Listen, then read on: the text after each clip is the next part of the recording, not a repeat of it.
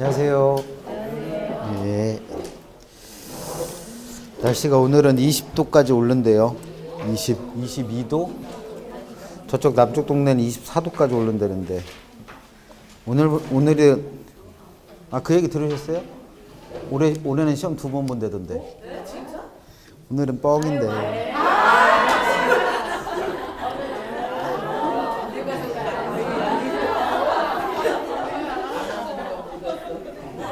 원래 학교 다닐 때는 제일 심하게 장난쳤던 게 옆반 애들하고 반을 한 번 완전히 통째로 바꾼 적이 있거든요.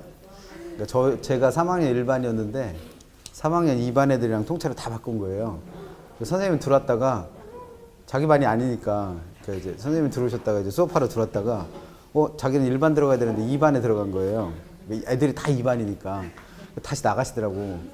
그러다가 이상하신가 봐요. 그래서 다시 들어오시더니 막 뭐라 그래갖고 대박 혼났었는데. 오늘은 만우절이고요. 오늘부터 진해 군항제가 시작되고, 주말부터는 서울 여의도에서 벚꽃놀이가 시작되고, 우리랑은 아무 상관없는 일이 벌어집니다. 모의고사는 잘 보셨고요. 잘 보셨어요? 잘 보셨으면 됐어요. 점수는 별 의미 없습니다. 점수는 큰 의미 없고, 그 다음에 모의고사는 그렇고, 모의고사는 그냥 그것만 하셨으면 돼요. 시간 안에 잘 다 보셨나, 시간 안에 끝내셨나 하고, 그 다음에 OMR 카드 작성하신 거 잘 내셨나. 그럼 나중에 이제 성적표 날라오겠죠. 그거랑 내가 채점한 점수랑 똑같은가, 그것만 좀 체크해 보세요. 그리고 요번 모의고사는 보셔서 알겠지만 안 배운 부분도 꽤 많이 나왔죠. 그게 정상이에요. 어차피 출제하시는 분들 입장에서는 40문제를 전범위 다 뽑아내서 시험을 보는데 진도상 다 못 나가요, 사실. 그래서 3월달, 5월달에 배운 내용들 추가해야지 좀 그렇게 되니까 안 배운 부분에서 나온 문제들도 많다라고 생각하시고 보시면 되겠고. 그 다음에 오늘부터는 좀 달라지는 게 지난주까지는 문제를 나중에 마지막 시간에 나눠드리고 시험을 봤잖아요. 근데 그렇게 하면 진도를 못 끝낼 것 같아요. 구주 나가더라도 올해 같은 경우에는 법조문이 좀 개정된 게 많고, 그 다음에 특히나 이제 올해 같은 경우에 감정평가사 시험에 부동산학 원론 과목이 들어갔거든요. 그래서 문제를 보면 이런 문제가 공인중개사 시험에도 나올 수 있겠구나라는 부분들이 좀 많이 보여요. 그럼 이제 그런 것들 나중에 기회 되면 감정평가사 문제에서 시험 범위가 좀 달라요, 우리하고. 그러니까 거기에는 에스크롭이나 부동산 중개, 그다음 중개 계약, 그다음 권리 분석 이런 것도 포함돼요. 그래서 우리보다 시험 범위가 넓거든요. 그래서 그런 문제를 빼면 한 33문제 정도는 우리가 풀으셔도 너끈히 다 풀 수 있는 문제들이에요. 그래서 그 33문제를 한번 풀어보실 기회가 있을 거예요. 겹치는 게 3개거든요. 지금 얘기한 부동산학 원론하고 그다음 민법은 우리가 시험 보는 것보다 훨씬 쉬워요. 우리 게 훨씬 더 어려워요. 그다음에 부동산 공법인데 감정평가사 과목에는 관계법규라고 그래서 공법 내용 중에 국토계획법하고 그냥 공시법인가 이렇게 해서 과목 겹쳐갖고 이렇게 있는 게 한 3과목 돼요. 그러니까 3월 12일 날 시험을 봤기 때문에 그거 분석하셔갖고 아마 중간중간에 선생님들이 풀어주실 수도 있어요. 그러니까 저 같은 경우는 따로 문제 30개를 드리고 한 번 정도 풀어보실 수 있는 기회를 드릴게요. 그러니까 그거 가지고 좀 추가적으로, 그러니까 이제 우리 시험에 나올 법은 한데 우리 교과서에 없는 거, 그런 것도 좀 설명을 드리고 이래야 돼서 아마 중간에 그렇게 할 거고. 그 다음에 이 문제는 아예 안 풀어드리는 게 아니라 저녁반 수업 들어보신 분은 알겠지만 저녁반은 그냥 따로 시험 보실 시간 안 드리고 중간중간에 문제 풀어드렸거든요. 그렇게 하는 거예요, 그냥. 그러니까 오전반에 하던 거를 저녁반 방식으로 바꾼 것 뿐이에요. 그러니까 진도 맞춰서, 예를 들어서 오늘 처음 나갈 게 지대론이잖아요. 219페이지 지대론. 그러면 지대론 내용 설명하고 관련된 문제인 1번 풀어드리고 이런 식으로. 그러니까 문제는 풀어드리는데 따로 풀어드릴 시간을 못 드리는 것 뿐이에요, 그냥. 그래서 4교시까지 그냥 수업 계속 진행하는 거로 그렇게 하겠습니다. 최근 219페이지 피시고요. 지대론 나가는 거 맞죠? 도시 내부 구조론은 했죠? 네? 왜 대답이 갑자기 조용해져요? 도시 내부 구조론은 하지 않았어요? 200 레일 버제스 호이트 이거 했잖아요. 그래서 219페이지. 지대로는 말 그대로 그냥 지대에 대한 이론입니다. 지대에 대한 이론. 그래서 지대가 뭔지에 대한 설명이 책에 그래서 나와요. 그래서 219페이지 보시면 지대란 일정 기간 동안 토지를 이용한 대가로 지불하는 돈을 지대라고 부르는 거죠. 그래서 지대로는 말 그대로 이 지대에 대한 이론이에요. 지대에 대한 이론. 그래서 한 페이지 넘겨보시면 양가로 2번에 지대에 대한 견해라고 해서 지대 논쟁이라는 게 나옵니다. 지대 논쟁. 그래서 학자들의 지대론을 크게 둘로 분류를 해보면 고전학파라는 사람들이 있고 신고전학파라는 사람들이 있다는 거죠. 그래서 시험 문제에서 이거 구별하시라고 내요. 시험에. 구별하세요라고. 그래서 220페이지에 내용 설명되어 있고 그 옆에 오른쪽에 221페이지 보시면 그 내용을 표로 정리해서 비교를 해놓고 있죠. 그 두 개 구별하실 수 있으면 돼요. 그래서 고전학파의 지대로는 그 두 번째 칸에 토지관이라고 되어 있는 거에서 우리가 생산의 삶에서 그러면 토지, 노동, 자본 세 가지죠. 근데 그 중에서 토지는 그 양이 늘어나질 않아요. 부증성이라는 특성 때문에. 그러니까 이걸 생산 요소로 안 보는 겁니다. 그래서 그 밑에 지대의 성격에서 이 지대는 생산 요소에 대한 대가가 아니고, 왜냐면 얘는 생산 요소 자체가 아니니까 다른 생산 요소인 노동과 자본에 지불해주고 남은 잉여, 나머지로 본 거예요. 나머지. 그래서 그 밑에 정당성 여부에서 이 지대는 성격이 뭐다? 불로소득으로서의 성격을 갖는다는 겁니다. 그러면 이게 만약에 생산 요소 비용이면 우리가 어떤 물건을 생산할 때 들어가는 비용이 많아지면 그만큼 물건의 가격도 비싸지겠죠. 근데 얘는 생산 요소 비용이 아니기 때문에 지대가 아무리 높아진다고 해서 가격이 높아지는 건 아니라는 거예요. 그래서 거꾸로 생산물의 가격이 비싸면 그거를 팔아서 벌어들인 수익을 다른 생산 요소에 배분하고 남는 잉여가 어떻게 될 수 있어요? 커질 수 있는 거죠. 불로소득이 더 커진단 말이에요. 그래서 생산물의 가격이 뭘 결정한다? 지대를 결정한다라고 보는 게 고전학파입니다. 이에 반해서 신고전학파는 그 토지관에서 보시면 토지는 경제적 공급은 가능하잖아요. 그러니까 얘도 일종의 뭐다? 생산 요소다. 그래서 지대는 잉여가 아니라 생산 요소에 대한 뭐로 본다? 비용으로 봅니다. 비용. 생산 요소 비용으로 봐요.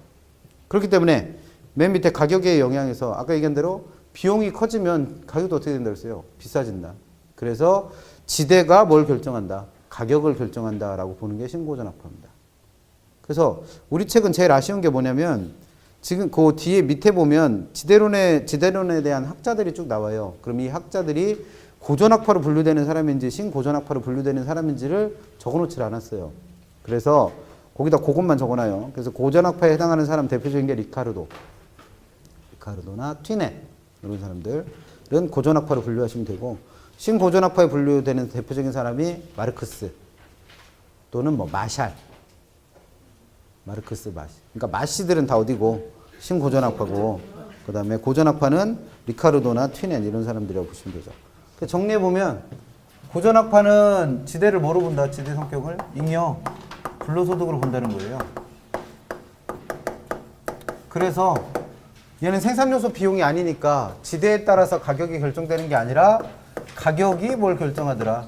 지대를 결정하더라. 이런 얘기한 사람이 고전학파들이고, 신고전학파는 지대도 뭐로 본다? 생산요소 비용으로 봐요. 그렇기 때문에 얘도 비용이니까 지대가 높아질수록 비용이 많이 드는 거니까 가격도 그만큼 어떻게 될 거다? 높아질 거다. 그래서 지대가 가격을 결정한다라고 서로 상반된 견해를 얘기하는 거죠. 그러면 오늘 나눠드린 문제 1번 한번 보세요. 오늘 나눠드린 문제 1번. 24회 때 기출됐었던 문제인데 5번에 보시면 지대론에 대해서 내용 하나도 설명 안 했어요. 지금 그냥 고전학파와 신고전학파 두 개만 있다라는 거 설명드리고, 5번에 보시면 차액지대설에 따르면 이 5번에 있는 차액지대설이 1번에 있는 리카르도라는 사람이 주장한 이론이에요. 그러면 이 리카르도는 어디로 분류되는 사람이었다? 고전학파로 분류한다고 했어요. 고전학파. 그러면 고전학파의 학설인 차액지대설에 따르면 지대는 경제적 잉여가 아니고 생산비다? 그럼 얘는 뭘 물은 거예요? 이 사람이 고전학파라는 걸 찾아내서 고전학파는 지대를 생산요소 비용이 아니라 뭐로 봤다? 잉여로 봤다라는 거 알고 있는지 물어보면 되죠. 그래서 답은 5번이 틀렸습니다. 그래서 지대론에 대한 문제 24회에서는 뭘 물은 거예요? 고전학파와 신고전학파를 구분할 줄 아셔야 되고 이 신고전학파나 고전학파에 들어가는 사람이 누군지를 알아야지 문제를 풀겠죠. 그래서 리카르도는 어디로 분류되는 사람? 고전학파. 그렇게 해서 구분하시고 그 다음에 221페이지 가시면 이제 구체적인 지대론의 내용 보실 건데 양가로 3번에 보면 농경지 지대론이라고 되어 있는 거 있잖아요. 그러면 이 농경지 지대론은 농업이 주 산업이었던 산업화 이전의 지대론이란 뜻이에요. 산업화 이전. 그래서 이걸 고전적 지대론이다라고 불러요. 그럼 여기서 이제 또 혼동하시는 분이 고전적 지대론과 고전학파는 동의어다?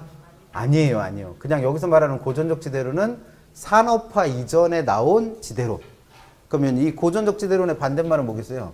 산업화 이후에 나온 현대적 지대론 이런 뜻이에요.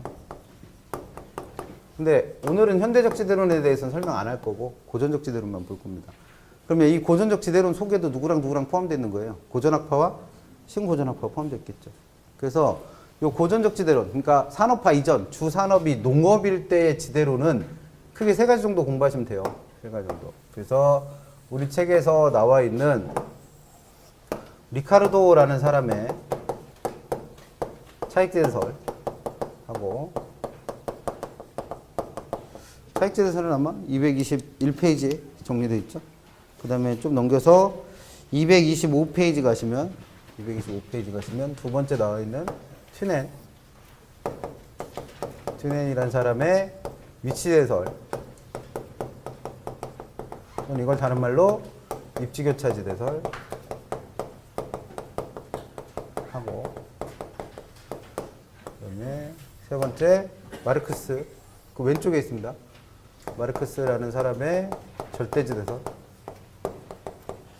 이 3가지를 구분해서 공부하시는 건데 구분해야 될 건 한 3가지 정도예요. 첫 번째, 이 3사람은 지대가 발생하는 원인, 이건 다 지대에 대한 이론이니까 지대가 발생하는 원인을 좀 다르게 생각해요. 지대 발생의 원인이 어떻게 다른가 구별하시고 그 다음에 이 사람들이 생각한 지대가 도대체 뭐냐, 그래서 지대의 성격 구분하실 수 있으면 되고 그다음 마지막으로 이 사람들 이론의 가장 특징적인 점들 이렇게 3가지 공부하시면 돼요. 그래서 제일 먼저 221페이지에 나오는 리카르도의 이론은 221페이지에 나와 있는 리카르도의 이론은 내용이 쭉 길게 설명되어 있는데 그 내용을 정리해보면 결국 이거예요. 이 사람들의 이론은 주 산업이 농업일 때의 이론이니까 농업지대에 대한 설명이에요. 농업지대. 그래서 이 농사 짓는 땅인 농지는 종류가 2가지 있다고 본 거예요. 농지의 종류는 2가지다. 근데 이 2가지를 구분하는 기준은 비옥도입니다. 비옥도. 즉 토지의 생산성이에요.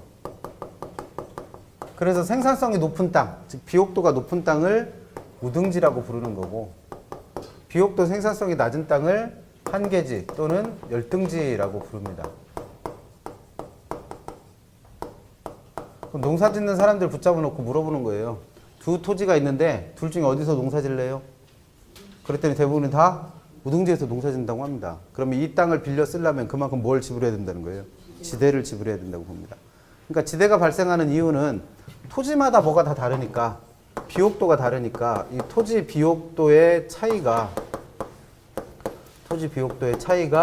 그 토지에 대한 뭘 발생시킨다? 지대를 발생시킨다고 본 거예요.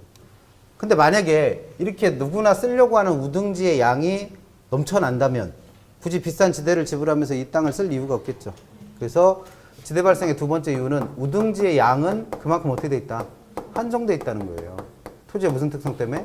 부증성과 같은 특성 때문에. 그 다음에 3번째, 한 번 우등지는 영원한 우등지다? 그러기가 쉽지 않다는 거예요. 왜냐하면 농사를 지면 질수록 이 생산성이 점점 감소하겠죠. 그래서 이걸 두고 수학 체감의 법칙이라 불러요. 그래서 이런 수학 체감의 법칙이 작용하기 때문에 사람들은 항상 끊임없이 뭘 찾을 수밖에 없고 우등지를 찾아 나서야 되고 그에 따라 그 토지를 이용하는 대가인 지대를 지불하게 된다는 거죠. 그러면 이 토지를 이용하려면 지불하는 지대는 과연 어떤 성격을 갖고 있냐라는 거죠. 그래서 만약에 생산성이 높은 땅에서 농사를 지었더니 똑같은 비용을 들여도 100원의 수확을 얻는다. 근데 한계지에서는, 열등지에서는 똑같은 비용 들여서 농사 줬더니 50원밖에는 수확이 안 나오는 거예요. 그러면 우등지에서 농사를 짐으로 인해서 이 사람은 얼마만큼의 50원만큼의 수확액의 차액을 얻은 거죠. 그럼 요 돈을 고스란히 이 토지에 대한 뭐로 지불할 수 있어야, 지대로 지불할 수 있어야 이 땅을 빌려 쓸 거라는 겁니다. 그래서 이 사람이 생각한 지대는 비옥도가 높은 땅인 누등지하고 비옥도가 낮은 땅인 한계지 간에, 한계지 사이에 수확액의 차익이 발생할 거라는 거예요. 그래서 그 수확액의 차액이 그 우등지에 대한 뭐가 된다? 지대가 된다라고 본 겁니다. 그래서 이 수확액의 차익을 지대로 본다 그래서 이걸 차액지대라고 부르고, 그래서 이 사람 이론의 이름이 뭐예요? 차액지대설. 그럼 이 사람 논리에 따르면 가장 큰 특징은, 이 사람 논리에 따르면 이 땅에서는 수확액의 차익이 얼마예요? 50원이 수확의 차익이에요? 요 50원과의 차액을 수확의 차익이라 부른다니까? 그럼 50원과의 차익이 있어요, 없어요? 없어. 그럼 이 땅에서는 지대가 얼마? 0원 돼야 돼요, 이 사람 논리면. 그래서 이 사람 논리로는 한계지에서는 지대가 얼마다? 0이에요, 0. 근데 실제로는 한계지라는 땅이더라도 뭐가 발생한다는 거예요? 지대가 발생을 한다는 거예요. 근데 이 사람 논리로는 이 한계지에서 지대가 발생하는 이유를 설명한다, 못한다? 못한다는 얘기예요. 설명할 방법이 없어, 이 사람 논리로는. 왜? 이 사람 논리대로면 이 땅은 지대가 얼마가 돼야 되는데? 0원 돼야 되는데 실제로는 이 땅에서도 지대를 지불하게 된다는 거죠. 그래서 한계지에서 지대가 발생하는 걸 설명 못하는 유일한 사람이 리카르도입니다.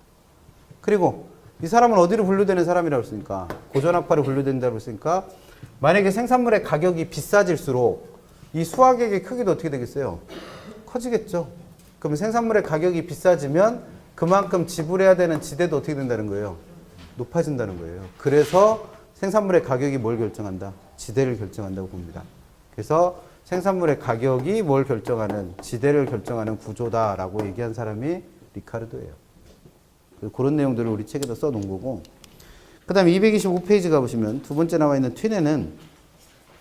튀넨이 독일 사람인데 독일의 귀족이었어요. 그러니까 자기 영지를 갖고 있다는 거죠. 그래서 자기 영지를 가만히 분석을 해보니까 가장 가운데 있는 시장을 중심으로 해서 토지가 6개로 분화되어 있더라 이거예요. 자기 용지, 자기 농사 짓는 땅이, 자기가 소유하고 있는 땅이, 귀찮으니까 그냥 요만큼만 할게요. 6개라고 가정을 하고, 그러면 보니까 요 시장 가까이에 있는 땅하고 시장 멀리 있는 땅이 서로 농사 짓는 농산물의 종류가 서로 어떻더라? 다르더라라는 겁니다. 그래서 사람들 붙잡고 물은 거예요. 두 땅이 있는데 둘 땅 중에 어느 땅에서 농사 짓고 싶어요? 그랬더니 누구나 다 시장 가까이 있는 땅에서 농사를 짓겠다는 겁니다. 왜? 여기서 농사를 지면 그만큼 시장까지 팔러 가기가 편하니까. 그래서 이 사람이 생각한 지대는 너도 나도 이 땅을 쓰려고 하려면 이 토지에 대한 뭐가 발생하겠어요? 지대가 발생할 텐데 사람들이 이 땅을 쓰려고 하는 이유는 시장과의 뭐가 가까우니까? 거리. 그래서 시장과의 위치 또는 시장과의 거리의 차이에 따라서, 시장과의 위치 또는 거리의 차이에 의해서 토지에 대한 뭐가 발생한다? 지대가 달라진다고 본 겁니다. 그러면 도대체 얼마만큼을 지불해야 이 땅을 쓸 거냐 이거죠. 그래서 지대의 성격인데, 이 토지에서 농사를 지어서 시장까지 팔러 가는 데는 수송비가 10원밖에 안 되는 거예요, 수송비가. 근데 이렇게 시장에서 멀리 떨어져 있는 땅에서 농사를 지어서 시장까지 팔러 가려면 예를 들면 100원의 수송비가 든다라고 가정을 해보는 겁니다. 그럼 이 땅에서 농사를 짐으로써 이 사람은 얼마만큼의, 90원만큼의 뭘 절약해요?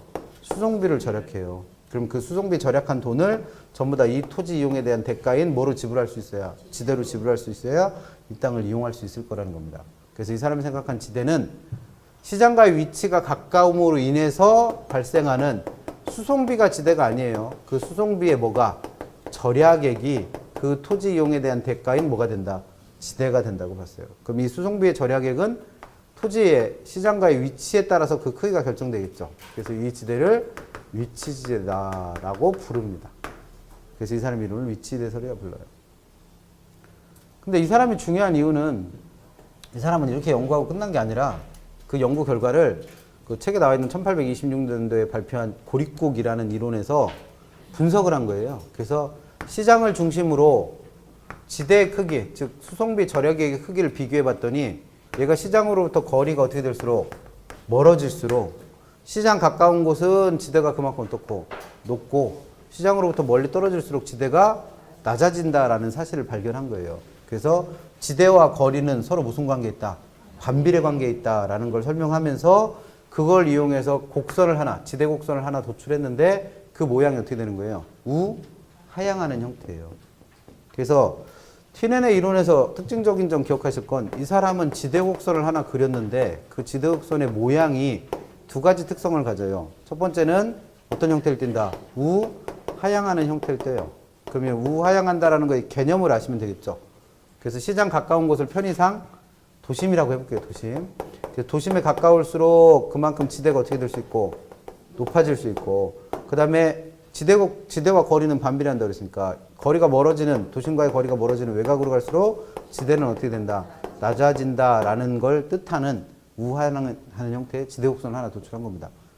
요 얘기가 어디 있냐면 우리 책 226페이지 가보시면 226페이지 가보시면 위에 그림이 그 6개 동심원이잖아요. 동그라미가 6개 있잖아요. 6개. 그래서 가운데 있는 읍이라는 게 시장이라고 생각하세요. 그래서 이렇게 6개의 동심원을 그리면서 시장과의 거리에 따라서 서로 다른 농업이 입지하더라. 이걸 가지고 분석을 한 건데 그 밑에 표 밑에 틴넨의 위치 대서를 보니까 지대 곡선을 두 개를 그려놨죠. 그럼 왼쪽에 있는 지대 곡선이 뜻하는 건 뭐예요? 하향한다라는 걸 설명합니다. 그래서 지대와 거리는 서로 무슨 관계에 있다? 반비례 관계에 있다. 그거를 설명하고 있는 거고. 그 다음에 이 서로 다른 농업들이 입지하고 있으니까 이 서로 다른 농업들마다 자기가 지불할 수 있는 지대를 나타내는 그래프가 모양이 다 다를 거라는 거예요. 즉 이렇게 시장 가까이에서 농사 짓는 애는 시장에서는 시장 가까운 데는 그만큼 지대가 높으니까 그 높은 지대를 지불하려면 자기가 팔아먹는 물건의 가격도 어때야 돼요? 비싸야 될 거라는 거예요. 그래서 생산물의 가격이 뭘 결정하고 있는 거예요? 지대를 결정하고 있는 거죠. 그래서 고전학파로 봐요, 이 사람도. 어쨌든 그러면 시장 가까이 있는 애는 이렇게 높은 지대를 지불할 수 있는 애일 테고 반대로 이렇게 시장에서 멀리 떨어져 있는 애는 얘 같은 경우에는 그만큼 지대가 낮으니까 생산물의 가격이 얘만큼 안 비싸도 된다는 거예요. 그래서 지대 지불 능력을 나타내는 그래프를 그렸더니 이 정도까지의 지대를 지불할 수 있는 이와 같은 모양의 곡선이 도출된다는 겁니다. 그러면 그 오른쪽에 있는 그래프는 뭘 뜻하냐면 이렇게 두 개의 서로 다른 산업의 지대 곡선이 만나는 점을 기준으로 여기를 지금 A 땅이라고 표시하고 있죠. 그 다음에 여기를 B 땅이라고 표시를 하는 거예요. 그러면 요 A라는 땅을 쓰기 위해서 지금 같은 경우에는 지대 곡선이 두 개 그려졌으니까 이 둘이 서로 어떻게 할 거다? 경쟁을 할 거라는 거예요. 정확하게는 몇 개가 그려져야 돼요, 이게? 6개 그려져야 돼요, 6개. 6개 서로 다른 농업이 입지하는 거니까. 그럼 그 6개의 산업들 중에서 이 A라는 땅을 쓸 수 있는 건 그 중에서 가장 높은 지대를 지불할 애가 이 땅을 쓸 거라는 거예요. 그럼 그게 요 A라는 땅, 즉 시장 가까운 땅에서는 이와 같이 지대 곡선의 기울기가 어떤 애? 가파른 애가 될 거라는 겁니다. 그렇게 지대 곡선의 기울기가 가파르다는 얘기는 생산물의 가격도 비싸고 생산성도 높고 그만큼 높은 지대에 대해서 지불 능력이 있는 집약도가 높은 산업. 그래서 이걸 집약적 농업이라고 그래요. 그래서 이런 집약적 농업이 A라고 하는 토지를 경쟁을 통해서 이용하게 될 테고 반대로 B라는 땅은 바깥으로 나오니까 얘가 지대 지불 능력이 높아지는 게 아니라 오히려 어떤 애가 지대 곡선의 기울기가 완만한 요 빨간색의 지대 곡선을 갖는 산업이 이 토지를 실제로 이용하게 될 거라는 겁니다. 뭘 통해서? 경쟁을 통해서. 그러면 요 빨간 지대 곡선의 기울기가 완만한 얘의 특징은 생산물의 가격도 어떻고 낮고 그만큼 생산성도 낮고 집약도도 낮은. 그래서 집약도가 낮은 걸 뭐라 그래요? 조방적인 산업이라고 그러죠. 그래서 이런 조방적인 농업이 이 토지를 이용하게 된다는 거예요. 그러면 지금은 단순화시키기 위해서 두 개로만 설명을 했지만 이게 실제로는 6개의 서로 다른 지대 곡선이 만나서 걔네들을 쭉 연결해 보면 이렇게 꺾어지고 하는 게 많아지겠죠. 그래서 걔네들을 연결해 보면 이와 같은 모양의 곡선이 나온다는 거예요. 그래서 이와 같은 모양이라는 건 요 시장을 중심으로 하는 원점에 대해서 어떻게 하게 생긴 볼록하게 생긴 지대 곡선이 하나 도출된다는 겁니다. 그래서 이 사람은 지대 곡선의 모양이 두 번째 어떻게 생겼다? 원점에 대해서 볼록한 원점을 향해서 커브를 갖고 있다는 거예요. 그래서 원점에 볼록한 모양을 띈다는 거죠. 그럼 얘가 원점에 대해서 볼록하다라는 거의 뜻은 지대가 비싼 편의상 도심 쪽의 토지는 어떤 농업이 입지를 하겠다는 거예요. 그만큼 토지를 집약적으로 이용하는 집약적인 농업이 입지를 하고 있다는 얘기고 반대로 시장으로부터 거리가 멀어진 외곽 쪽은 지대가 그만큼 낮으니까 상대적으로 어떤 애가 지대 곡선의 기울기가 완만한 조방적인 농업이 이 토지를 이용하게 된다는 거죠. 그래서 이와 같은 지대 곡선을 도출한 사람이 튀넨입니다. 그러면 두 사람 붙잡고 물어보는 거예요. 두 사람 붙잡고 대한민국에서는 현재 지대가 제일 비싼 데가 명동인데 명동의 지대는 왜 비싼가요? 라고 물었더니 리카르도 왈 명동에서는 명동에 있는 땅들은 다 비옥도가 높아서 농사를 짓기만 하면 대박이 나나보지 이렇게 답을 한 게 누구고 리카르도. 그 다음에 튀네는 명동이 어디에 있는 땅이라서 시장과 가장 가까운 땅이라서 라고 설명을 한 겁니다. 그러면 농업을 하던 농업이 주 산업이든 산업화 이전에는 둘 다 맞는 말이죠. 둘 다 맞는 말이에요. 근데 지금은 농사가 주 산업이 아니니까 리카르도 이론보다는 누구의 이론이? 튀넨의 이론이 현대적으로는 훨씬 타당성이 높다는 거예요. 그래서 현대적인 지대론들은 기본적으로 다 누구에 기초한다? 튀넨의 이론에 기초합니다. 그래서 이런 튀넨의 이론을 현대적으로 다시 해석한 사람이 있어요. 그래서 이건 농사질 때 시절 얘기니까 농사질 때 시절이니까 이 농사짓던 게 아니라 산업화 이후가 되면 산업의 종류가 뭐 상업도 있고 농업도 있고 공업도 있고 여러 가지 형태의 산업들이 있을 거 아니에요. 그래서 이런 현대적으로 이 이론을 해석한 사람이 우리 책에 227페이지 나오는 알론소라는 사람의 누구다. 알론소라는 사람의 입찰지대설이에요. 그래서 알론소의 입찰지대설과 튀넨의 위치지대설 또는 입지교차지대설은 그 기본적인 내용이 다 어떻다? 똑같아요. 그래서 227페이지에 있는 지대곡선의 모양도 어떻게 생겼어요? 똑같아요. 다만 왼쪽에 있는 튀넨의 곡선은 편의를 위해서 두 개로만 그린 거고 그 다음 오른쪽에 있는 알론소의 곡선은 산업이 세 개죠. A, B, C. 그럼 이 A, B, C가 뭐로 보시면 돼요? 상업, 공업, 농업으로 보시면 돼요.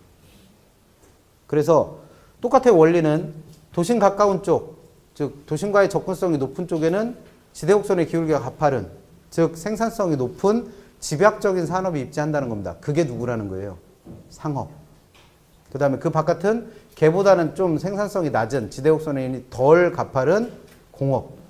그 제일 바깥에는 가장 조방적으로 토지를 이용하는 누가? 농업이 입지한다는 거죠. 그래서 산업의 종류에 따라서 분류를 한 것만 차이가 있을 뿐 기본적 내용은 다 어떻다? 똑같다는 거죠. 그 다음에 마르크스의 절대지대설은 지대가 발생하는 원인이 이 마르크스가 여러분들이 알고 있는 그 마르크스예요. 칼 마르크스. 그 공산주의 만든 사람. 그래서 토지마다 토지를 개인이 소유하고 있기 때문에 뭐가 발생한다? 지대가 발생한다고 보는 거예요. 그러면 아까 리카르도는 한계지라는 땅에서는 왜 지대가 발생하는지를 설명 못한다고 그랬죠. 근데 이 사람은 어떻게 설명하면 돼요? 이 한계지를 누가 소유하니까? 개인이 소유하니까 뭐가 발생한다? 지대가 발생한다고 보면 돼요. 그래서 한계지에서도 지대가 발생하는 이유를 충분히 설명하고도 남습니다. 그래서 이 사람은 토지를 개인이 소유하고 있으면 이 땅이 한계지든 뭐 아니면 시장으로부터 거리가 멀리 떨어져 있는 땅이든 무조건 뭘 요구한다? 지대를 요구할 수 있다. 그래서 이걸 절대지대라고 불러요. 그럼 시험 문제는 구별하라고 됩니다. 그래서 오늘 나눠드린 문제 1번 보시면 정답은 아까 찾아놨죠? 1번 리카르도는 비옥도의 차이, 비옥한 토지의 양이 제한되어 있다. 그 다음에 수학 체감의 법칙 이 세 가지가 작용하기 때문에 뭐가 생긴다? 지대가 발생한다고 봤죠. 그럼 지대 발생의 원인 이 세 가지를 그냥 직접적으로 물은 거죠. 그래서 1번은 맞는 표현. 2번 위치대설 누구 이론이에요? 튀넨 거예요. 튀넨 거. 그럼 튀넨에 따르면 다른 조건이 동일할 경우 지대는 중심지에서 거리가 멀어질수록 하락한다. 그래서 지대와 중심지와의 거리는 무슨 관계에 있다? 반비례한다 그랬죠. 그래서 무슨 모양? 우하향. 그래서 우하향하는 지대곡선을 설명한 거니까 2번도 맞는 표현. 3번 절대지대설 누구 거예요? 마르크스. 마르크스의 이론에서는 토지를 개인이 소유하는 것 자체가 뭘 발생시킨다? 지대를 발생시킨다. 4번 입찰지대설 누구 이론? 알론소. 그럼 이건 기본적으로 누구의 이론과 똑같다? 튀넨과 똑같아요. 그러면 입찰지대설에 따르면 토지를 이용하기 위해서 여러 산업들이 경쟁해야 된다고 그랬죠. 그럼 그 경쟁하는 사람들 중에 실제로 그 토지를 이용하는 사람은 누구예요? 가장 높은 지대를 지불할 수 있는 사람. 그래서 최고의 지대 지불 능력을 갖고 있는 용도가 그 토지를 어떻게 해야 된다? 이용한다라는 거죠. 그래서 그게 도심에서는 누구고? 상업. 그 바깥에 공업. 그 바깥에 농업이 되는 거죠. 그래서 다 맞는 표현이고 틀린 건 아까 처음에 찾아보신 것처럼 5번. 시험은 이렇게 묻습니다. 그래서 이게 24회 때 나오고 25회와 26회는 안 물었어요. 지대론 얘기가. 그래서 올해 시험에서는 무조건 나온다고 생각하세요. 이렇게까지 오랫동안 안 낼 문제가 아니니까. 그렇게 해서 지난주 이어서 시장론 다 보신 거죠? 시장론에서는 공부하실 게 은근히 많아요. 부동산 시장의 특성이나 기능도 보셔야 되고, 주택의 여가인상도 공부하셔야 되고, 효율적 시장이론 이런 것도 공부하셔야 되고, 그 다음에 입지론에서 무조건 계산 문제 하나 나온다고 했던 거, 레일리와 허프의 계산 문제, 그 다음에 공업 입지론도 공부하셔야 되고, 그 다음에 지난주에 했던 도시 내부 구조론이나 지금 설명드린 지대론까지. 그래서 은근히 공부할 게 많은 부분입니다. 그 다음에 보실 거는 260페이지로 가셔서, 현대적 지대론은 이게 좀 익숙해지면 볼게요. 260페이지로 가셔서 오늘 배우실 거는 부동산 정책론이죠. 제4편 정책론.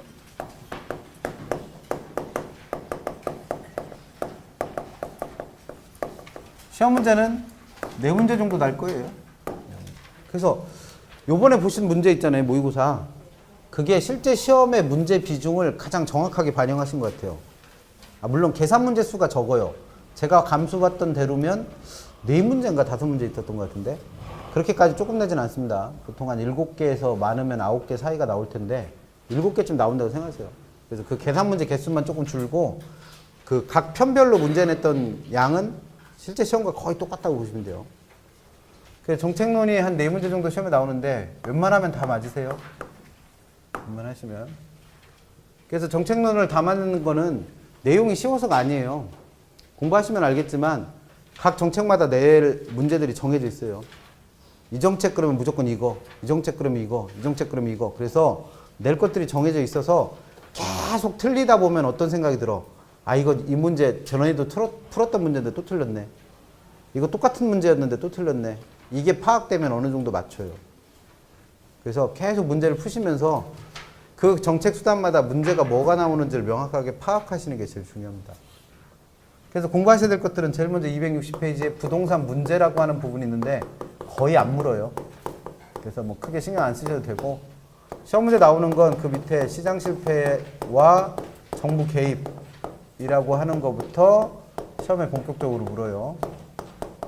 그래서 한 문제 이상은 무조건 나오고 그 다음부터는 이제 구체적인 정책 수단 들어가서 토지 정책에서 공부하실 게 한 2가지 돼요. 그래서 지역지구제하고 토지은행제도라는 거 공부하시면 되고 그 다음에 주로 시험에 내는 건 주택정책이죠. 근데 분양주택보다는 주로 임대주택 정책에 대해서 시험 문제를 많이 냅니다. 그래서 임대료 규제하고 그다음에 임대료 보조 그 다음에 공공주택의 공급 이런 부분에서 기본적으로 한 2개는 낼 거예요. 시험 문제 2문제 정도 주택정책 낼 테고 그 다음에 조세정책도 배우셔야죠. 조세정책.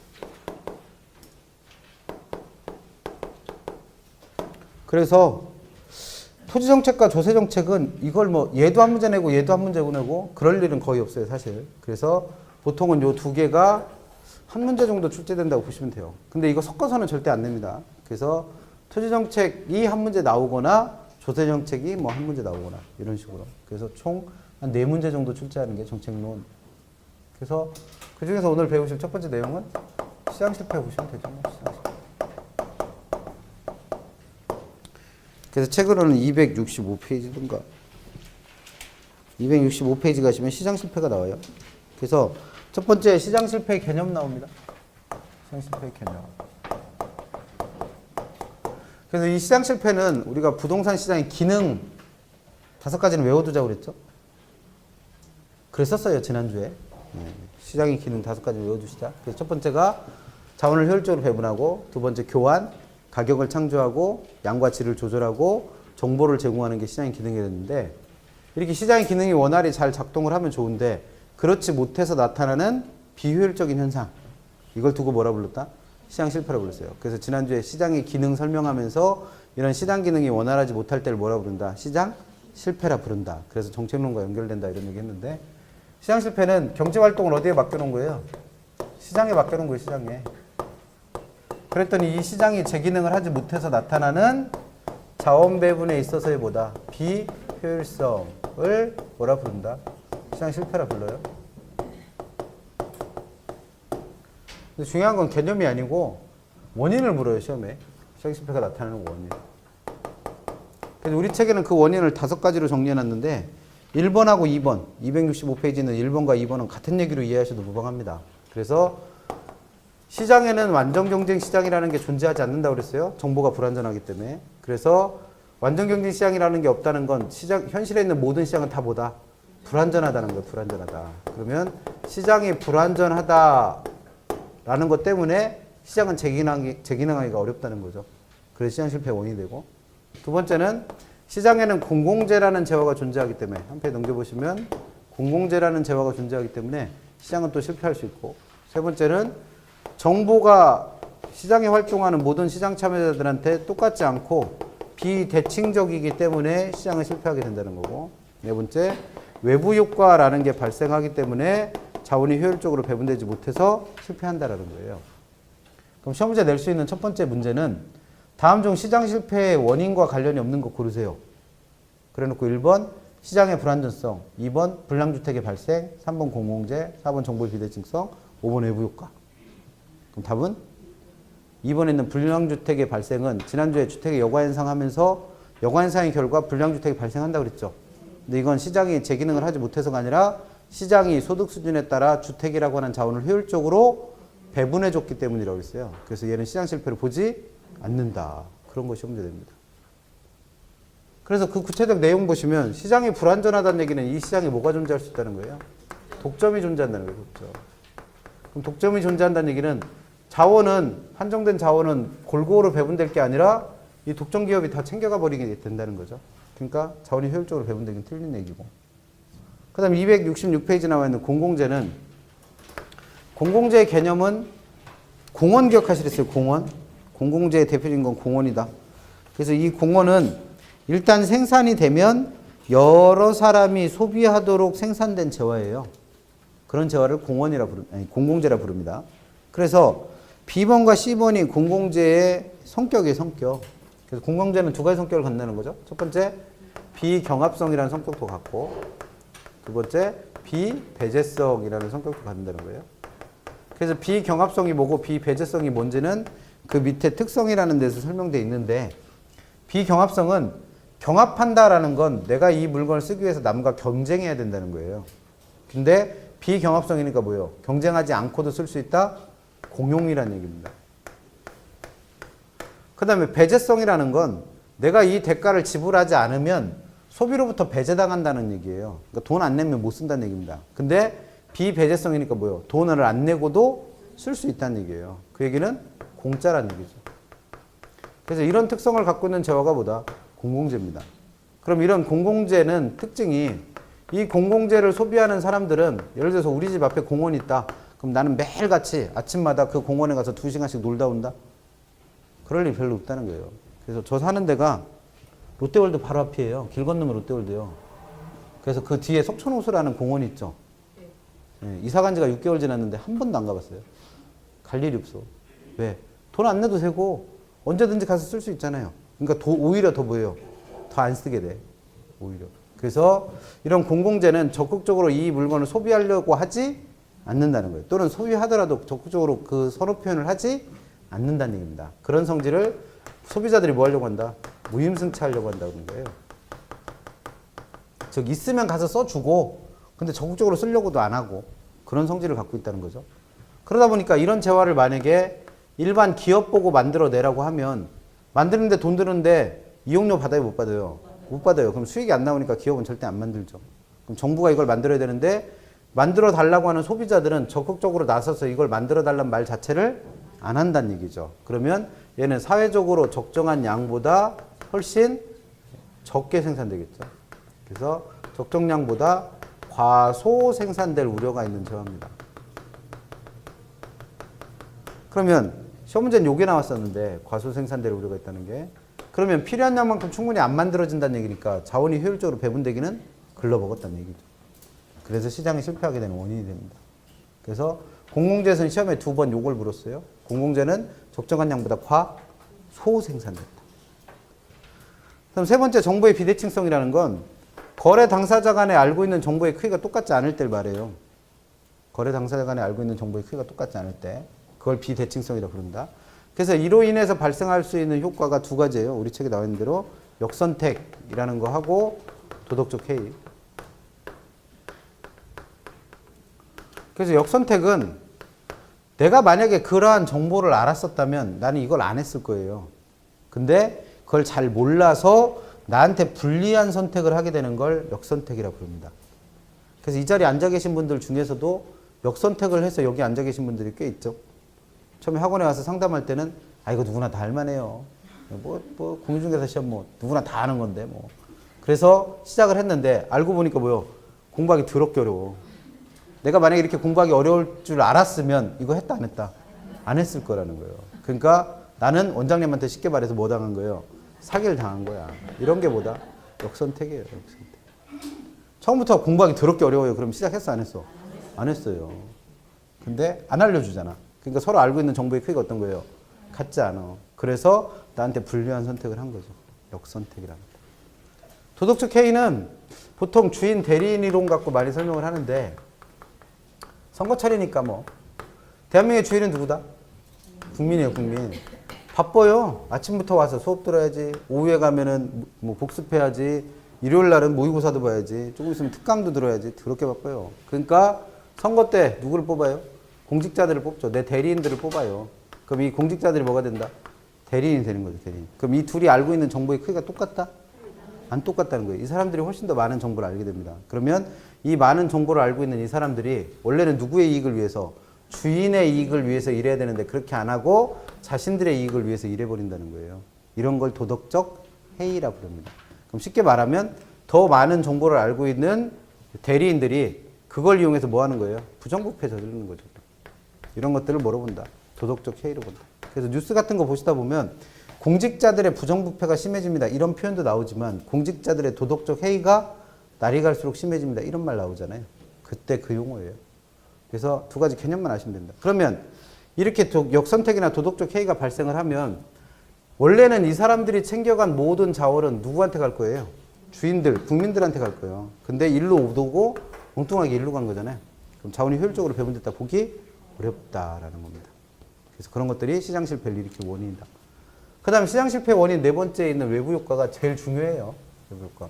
그래서 우리 책의 267페이지 보시면 외부 효과에 대해서 엄청 자세히 설명을 해놨죠. 공부하실 건 첫 번째 개념은 알아야 돼요. 그래서 외부 효과의 개념 한번 읽어봅니다. 외부 효과의 개념. 그래서 외부 효과란 A번에 어떤 경제 주체의 생산 또는 소비 활동이 첫 번째 시장 기구를 통하지 않아야 돼요. 그럼 여기서 시장 기구를 통하지 않는다의 뜻은 시장이 하는 역할은 뭐다?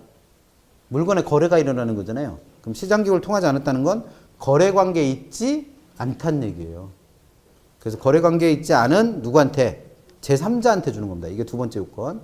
그리고 세 번째 의도한 적은 없다는 거죠. 그래서 의도하지 않은 혜택, 즉 이익이나 손해, 피해를 주면서도 네 번째 요건 이게 제일 중요하죠. 대가를 지불하지 않을 때. 이걸 두고 뭐란다? 외부 효과라 부릅니다. 그럼 오늘 나눠준 문제 2번 한번 보세요.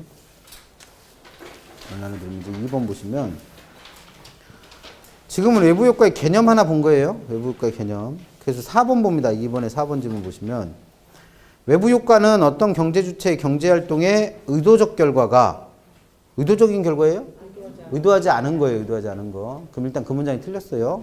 그럼 두 번째 시장을 통해서가 아니라 통하지 않고 세 번째 다른 경제 주체의 후생에 영향을 주는 거예요? 가 아니라 제3자한테 영향을 주는 거예요. 제3자. 그럼 지금 요 2번에 4번 지문은 하나만 틀리게 내도 될 걸 몇 개나 틀리게 한 거예요? 세 군데나. 왜? 못 찾아낼까 봐. 출제자가 불안한 거예요. 이거 의도적인 결과 이렇게만 내면 사람들이 혹시 답을 못 찾지 않을까? 그래서 시장을 통해서라고 또 틀리게 됐고 다른 경제 주체 그래서 세 군데나 틀리게 된 거예요. 그럼 출제자는 우리들을 위해서 이렇게 신경을 많이 쓴다는 얘기요. 그럼 그게 고마워서라도 이런 문제는 어떻게 해야 돼? 맞춰야지. 그럼 출제자가 이 문제를 내는 의도는 뭐예요? 맞추세요요? 틀리세요요? 맞추세요예요. 이런 문제 그러니까 우리가 맞추라고 내는 문제가 실제 시험이 40개면 20개 이상이에요. 많게는 한 25개쯤이 이런 식으로 되는 거예요. 맞추라고. 근데 우리는 그런 성의를 무시하지, 보통. 그래서 출제자 의도는 떨어뜨릴 의도가 아니에요. 웬만큼 공부하면 맞추게 돼요. 그래서 그런 식으로 됩니다. 그래서 외부 효과의 개념 4가지. 첫 번째, 시장기구를 통합 만든다고 그랬어요. 그래서 거래관계 있지 않은데, 두 번째, 제3자한테 영향 주는 거랬어요. 그래서 의도한 적은 있다, 없다? 없다라는 거죠. 근데 이익을 줄 때도 있고, 피해를 줄 때도 있다 그랬어요. 그래서 네 번째, 제일 중요한 거, 그에 대한 대가를 지불하지 않을 때를 외부 효과라 부릅니다. 그러면 책에는 없는데 우리가 외부 효과의 원인으로 배웠던 부동산의 특성이 있어요. 외부 효과를 일으키는 원인으로 배웠던 토지의 특성. 2가지, 누구랑 누구? 부동성과 인접성. 그래서 부동성과 인접성이 뭘 일으킨다? 외부 효과를 일으키는 토지의 특성이다. 또 기억해 두시고. 세 번째, 제일 중요한 건 외부 효과의 종류입니다. 종류. 외부 효과의 종류. 그래서 우리 책에 보시면 267페이지에 니은번에 부외부 효과라는 게 나오고 한 페이지 넘겨서 268페이지 가시면 정외부 효과라는 게 나와요. 그래서 이 책에 나와 있는 것처럼 내용도 보셔야 되고 그래프 그려가면서까지 설명을 해야 되는데 정확하게 말하면 우리 책에 나와 있는 이 정외부과 부외부과는 부외부과는 생산하는 과정에서만 설명하고 있고 정외부과는 소비하는 과정에서만 설명하라고 있어요. 그러니까 외부 효과의 종류가 4가지인데 그 중에 반만 설명하는 거예요. 반만. 그래서 어차피 전체 내용 다 설명한 거 아니니까 더군다나 우리는 그래프만 나오면 경기를 일으키니까 그래프는 빼고 그 옆에 269페이지에 있는 표로 정리된 걸 가지고 공부를 하시자는 거예요. 표로. 그래서 표에 보면 외부 효과에는 정외부 효과, 다른 말로 외부 경제라고 부르는 애도 있고 또 외부 효과에는 부외부 효과, 다른 말로 외부 불경제라고 부르는 애도 있다라는 거죠. 이 2개를 구별하는 건데 표에 보니까 제일 먼저 뭘 구별했어요? 개념 구별했어요. 개념. 그럼 개념은 얘도 외부 효과니까 이 4가지 조건을 다 충족해야죠. 그 시장기구를 통하지 않고 제3자한테 의도하지 않은 이익을 주지만 그 대가를 못 받을 때가 정외부과고 시장기구를 통하지 않고 제3자한테 의도하지 않은 피해를 주지만 그 대가를 지불하지 않을 때를 부외부과라 부릅니다. 그래서 뭐 개념은 아무것도 아니고 두 번째가 문제인데 외부 효과에는 종류가 생산하는 과정에서도 외부 효과가 생길 수 있고 소비하는 과정에서도 외부 효과가 발생한다는 거예요. 근데 우리가 외부 효과를 배우고 있는 근원적인 이유, 외부 효과를 왜 배우는 거예요? 외부 효과를 배우는 이유. 외부 효과가 발생하면 시장이 실패해서 자원이 효율적으로 배분되지 못한다는 거죠. 그 이유가 뭐냐 이거예요. 그 이유가. 그래서 외부 효과에서는 항상 등장인물이 2명이에요. 외부 효과를 일으킨 사람과 제3자. 항상 외부 효과에는 등장인물이 2입니다. 외부 효과를 일으킨 사람과 제3자. 그러면 그 외부 효과를 일으킨 사람 입장에서의 비용과 편익을 사적 비용, 사적 편익이라 부르는 거고 그 외부 효과를 받고 있는 제3자 입장에서의 비용 또는 편익을 사회적인 비용 또는 사회적인 편익이라 불러요. 그러면 자원이 효율적으로 배분된다는 얘기는 외부 효과를 일으킨 사람이나 제3자나 그 입장이 어때야 되는 거예요? 똑같아야 돼. 이래야지 자원이 효율적인 거잖아요. 아까 독점이 시장을 불안전하게 만들어서 자원이 효율적으로 배분되지 못하게 하는 이유는 이 독점을 하는 사람이 모든 자원을 다 챙겨가서 그런 거잖아요. 마찬가지로 외부 효과를 일으킨 사람과 외부 효과를 받고 있는 사람, 제3자가 똑같은 입장이 돼야지 자원이 효율적이 되는데 외부 효과가 발생하는 순간 이 2개는 같아지지 않게 된다는 거죠. 그러면 둘 중에 누구 하나가 더 커질 거 아니에요. 그걸 시험에 물어요. 그래서 생산하는 과정에서 정외부 효과가 발생할 때 정외부 효과를 일으키는 사람 입장에서의 비용을 사적 비용, 그 외부 효과를 받는 제3자 입장에서의 비용을 사회적 비용이라 부른다는 거죠. 마찬가지로 외부 효과를 일으킨 사람 입장에서 소비하면서 얻는 편익을 사적 편익, 제3자의 편익을 사회적 편익 이렇게 표현하는 거죠. 그럼 시험 문제에서는 이 둘 중에 누가 더 크냐 작으냐를 문제에 물어보는데 원래는 이거 풀으려면 책에는 그래프 그려가면서 해결해야 돼요. 그래서 외부 비용, 외부 편익 이거 가지고 해결하셔야 되는데 우린 그래프 안 그릴 거니까 개념 자체가 정해볼까는 제3자한테 이익 주는 거랬잖아요. 그럼 이 이익은 누구한테 가는 거예요? 제3자한테 가는 거니까 사회적인 거예요. 사회적인 거. 그러면 사회적인 비용과 사회적 편익을 따질 때 이익이 된다라는 건 비용이 어떻게 되는 거고 줄어드는 거고 편익은 늘어나는 거란 말이에요. 그러면 이 두 개가 똑같았다가 이런 외부 효과로 인해서 사회적 비용이 줄었으니까 얘가 커지는 거고 이 두 개가 똑같았다가 사회적 편익이 커지니까 얘가 더 커지는 거죠. 그러면 이게 무슨 회복효과다? 정회복효과입니다. 그러니까 이익이 된다라는 건 항상 누구한테 가는 이익이니까 제3자. 그래서 사회적으로 나와 있는 이 값들이 나한테 그러니까 이익이 되는 값들이 제3자한테 이익이 되는 값으로 주어지면 이건 뭐예요? 정회복효과를 이해하시면 돼요. 반대로 부회복효과에서는 부회복효과를 일으킨 사람 입장에서의 비용 또는 편익하고 제3자 입장에서의 비용 또는 편익의 크기가 역시 똑같지 않다는 거죠. 똑같지 않은데 얘는 제3자한테 뭘 준 거니까 피해를 준 거라니까 이 피해는 누구한테 가는 거? 제3자한테 가는 거니까 사회적인 거예요. 사회적. 그럼 사회적으로 피해를 준다는 얘기는 비용이 그만큼 어떻게 된 거고 늘어나는 거고 편익은 그만큼 줄어든 거예요. 그러니까 얘가 커질 테고 얘가 커지는 거죠. 그래서 시험 문제는 어떻게 된다? 사적 편익이 사회적 편익보다 작아질 때는 부회복효과가 발생하는 거다. 가 아니라 사적 편익이 사회적 편익보다 커질 때가 부회복효과입니다. 시험 문제 이렇게 물어요. 그러면 그렇게 물은 문제에서 사적 편익이 사회적 편익보다 작다라는 얘기는 제3자의 편익이 더 크다는 얘기잖아요. 그 제3자는 뭘 보고 있는 거예요? 이익 보는 거잖아요. 그러니까 부회복효과가 아니라 뭐예요? 정회복효과. 이렇게 찾으시면 됩니다. 이게 안 되는 분은 어떻게 하시면 되고? 간단히 외우시면 되죠, 뭘. 그래서 요게 제일 까다로우실 거예요, 아마. 그 다음 외부효과 공부할 때 이제 제일 오해하기 쉬운 게 정회복효과는 제3자한테 이익 주는 거니까 좋은 거. 부회복효과는 제3자한테 피해 주는 거니까 나쁜 거가 아니라는 거죠. 그래서 정회복효과든 부회복효과든 뭘 주고받지 않기 때문에 대가를 주고받지 않기 때문에 사회적으로 봤을 때는 절대 좋은 게 아니에요. 자원을 효율적으로 배분하지 못하게 만드니까. 그래서 그 이유가 너무 많아서 문제인 것도 있고 너무 적어서 문제인 것도 있다는 거예요.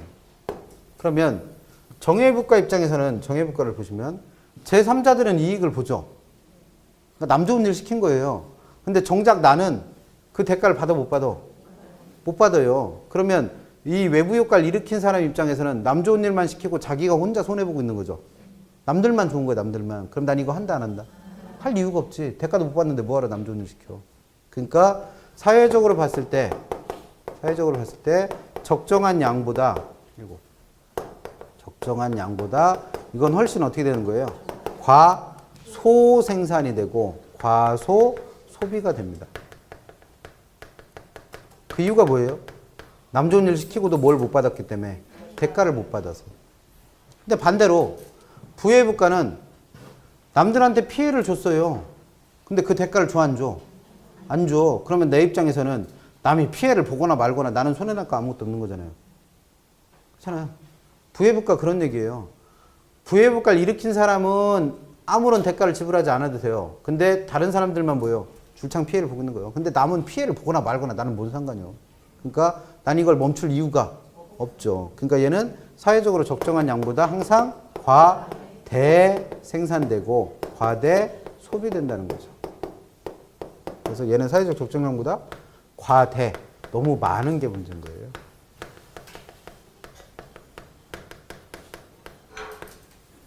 그러면 정회복효과도 부회복효과도 둘 다 시장 실패를 일으키는 문제라고 그랬죠.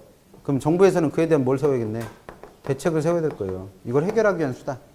그러면 얘는 너무 적어서 문제니까 생산과 소비가 어떻게 될 수 있도록 늘어날 수 있도록 유도를 하면 돼요. 증가하도록. 그럼 이걸 증가시키는 방법은 우리가 수요 공급 이론 배우실 때 수요와 공급이 늘어나게 했던 여러 가지 요인들. 얘는 생산을 줄이고 소비를 줄인 이유가 뭐예요? 대가를 못 받아서. 그럼 그 대가를 누가? 정부가 대신 주면 될 거 아니에요. 뭐로? 보조금 줘요. 세금 거둘 거 있으면 세금을 어떻게 덜 내라고 그래. 그 돈으로 용돈 써. 이렇게 하는 거죠. 그 다음에 규제할 게 있으면 규제를 어떻게 해서 완화해줘요. 그래서 수요와 공급이 늘어나도록 유도를 하는 거고. 반대로 부의 물가는 남한테 피해를 주는 게 많아서 문제인 거잖아요. 그럼 얘는 생산과 소비가 어떻게 하도록 줄어들도록 유도를 하는 겁니다. 그럼 줄어들게 유도하는 방법은 남한테 피해를 주고도 아무런 대가를 지불 안 한 거잖아요. 그럼 그 대가를 누가 걷어가는 거예요? 정부에서. 그래서 어떻게 벌금 내세요? 남한테 잘못했으니까 벌금 내야지. 또는 부담금 내세요. 또는 세금 거둘 게 있으면 세금을 어떻게 한다? 중과세 하는 거죠, 뭐. 또는 규제할 게 있으면 규제를 어떻게 해서 강화시켜서 지금도 많아서 문제인 걸 줄어들게 유도한다는 거죠. 그럼 공부하실 때 이 세 가지는 쉬워요. 왜? 정해의 물가는 남한테 이익을 주는 건데 대가를 못 받으니까 그 양이 뭐해서 문제? 적어서. 그러면 정부에서는 그 대가를 지불하는 방법으로 그게 늘어나도록 유도를 한다는 거고. 부의 물가는 남한테 피해를 주는 게 뭘 지불 안 하기 때문에 대가를 지불 안 하기 때문에 너무 많아서 문제. 그러면 그걸 어떻게 대가를 받도록 해서 줄어들도록 유도를 한다는 거죠. 그래서 요 세 가지는 별로 어렵지 않은데 가운데 있는 이게 제일 까다로워요. 그래서 책에는 요 표만 정확하게 이해하실 수 있으면 웬만한 외부효과 문제는 다 풀어내실 거예요. 그래서 그 정도 정리하시면 될 겁니다. 잠깐 쉬었다가는 270페이지 가시면 이런 시장의 실패를 대응하기 위한 정부의 개입 수단들 나옵니다. 잠깐 쉬었다가 270페이지부터 볼게요.